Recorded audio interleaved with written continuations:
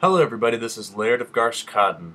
I'm going to do another karate rant. The last video was on what karate is supposed to be, and this video is going to be on what karate is, in America at least, and pretty much in the entire world as far as I can tell, as far as I can see. Um, Karate is a giant moneymaker. It is not about teaching karate. It's not about turning you into, a better person. And very few places want to turn you into, a real fighter. All they really want to do is take your money. Granted, there are some Kenpo places that are, like Chuck Liddell. He's probably from a legitimate Kenpo place, from the UFC. But most of the known world charges absurd amounts of money, and if you look at them, uh, look at their students, with the stripes on their belt and their name on their belt and the stars and the other crap on them, uh, it's terrible. I said there were lots of foam swords and how it's really fake. Well, where those foam swords and all those stitches, and I feel really great. That all comes from the customers, and they charge, $120 per month, and other insane shit like that. Just to, they don't care about you. They just want to, buy Hummers, and with their big faces on the side of it. I think of David Eaton. Whenever he drove by in the Waterloo school that I was at, we'd all look out the window and we'd see David Eaton's face on his Hummer as he drove by. And for those of you who don't know who David Eaton is, he started a Waterloo school called David Eaton Karate Studios. If you type that into Google, you'll find it. He's got schools everywhere. I don't even know if he teaches anymore. He just has all these other people teach it. And when I was really little, like 6 years old or something, not 6, maybe like 8, I went to a David Eaton Karate Studios, and my mom thought it was a really cool way to, meet new people and maybe learn a little karate while you're at it. It's pretty cool. The only problem was I didn't learn any karate. The guy who was teaching at least the children's class just had us do lots of jumping jacks. I vaguely remember doing a kata, but didn't enforce any technique. Didn't really care.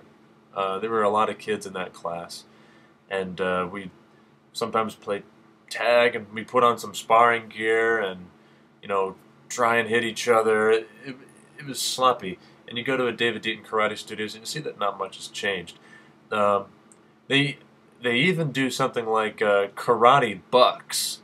It's these little karate dollars that are just made out of paper, and it's got David Eaton's little symbol on them, and they're worth different amounts, and you collect them over time for being a good person.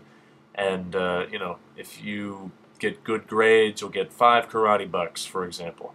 And you build it up, and then you can use that money to purchase pieces of shit at his front desk, like a plastic sword. I saw some foam nunchucks and other junk like that. I don't know if David Eaton still does that, but it says a lot about what David Eaton Studios really values. It doesn't value that you actually learn karate. It only values that you behave, and that you value authority so that you can get money.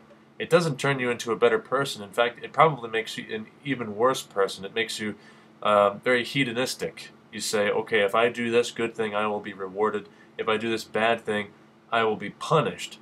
Now, not to say that there isn't some value to, reward and punishment there is in curbing behavior, but if that's all you're doing, it's basically just a behaviorist psychological lab where it's just conditioning you to become something else. It's not teaching you how to do karate. Um, One good example of what David Eaton is all about would have to be the competitions, for example. People who are not in karate, at least I think it was back then, they had to pay a fee to go see a bunch of people jump around and not really do karate. You know, oh, I tagged you. I tagged you in the face. Ooh, I'm so awesome. It's not karate. Jeez. And they paid a lot of money, and of course the students who came in, I don't think we had to pay anything because we were a part of the show. And where did that money go? A lot of it went to David Eaton, a lot of it went to his instructors, and maybe the people between the instructors and him who did some managing on the side like secretaries. And then a lot of money went to buying these trophies that you got if you beat everybody else. I remember getting a gold medal at one of these tournaments because I think it was a blue belt or something there. I don't remember. And I did a kata and I got the gold medal. And I don't remember it very much, and I think we threw it away. It was a piece of crap. It was made out of gold plated, gold painted something, and it's supposed to make you feel better.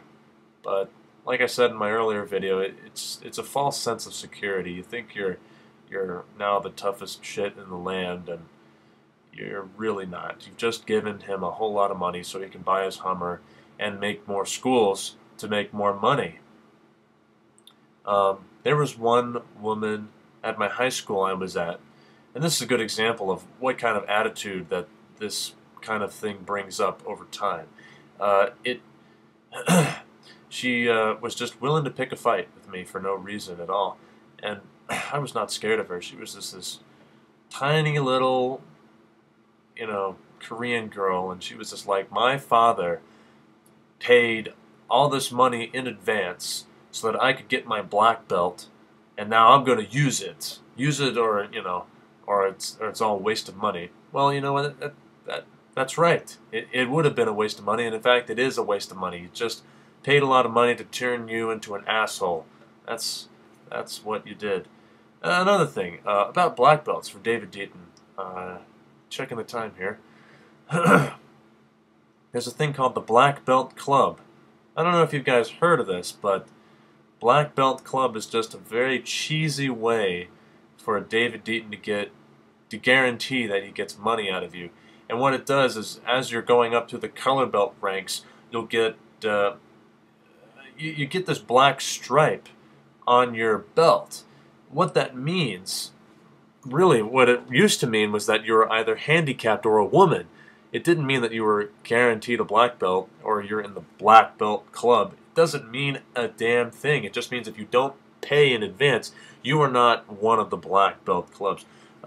Black Belt Club basically means that you paid for your black belt in advance. It means you paid for the entire tuition or whatever of... You paid all of your money in cash right up front, so you don't have to pay it every month. It guarantees that David Eaton gets his money. So if you want to leave after you paid all that money to get your black belt, like my mom did, she paid for me to get in the black belt so that I could meet more people or something, then he just got your money. You got screwed. Either way, you're going to get screwed because you're not going to learn karate. And you hardly even know anybody there. It's a big dojo. Big, huge. And just a bunch of people jumping around, making a lot of noise, huffing and puffing, picking fights with people, which, I've got a problem with, and spending a lot of money. Just giving David Eaton a whole lot of money. Big waste of time. Find a place that charges very little, like $75 a month. That's what my old Mr. Jones did. Then you know he's not in it for the money. He was very poverty-stricken. That's when you know you've got something probably very legit. I'm running out of time here. I'm making sure I don't have to clip it. This is Laird of Garskadden signing out. Until next time.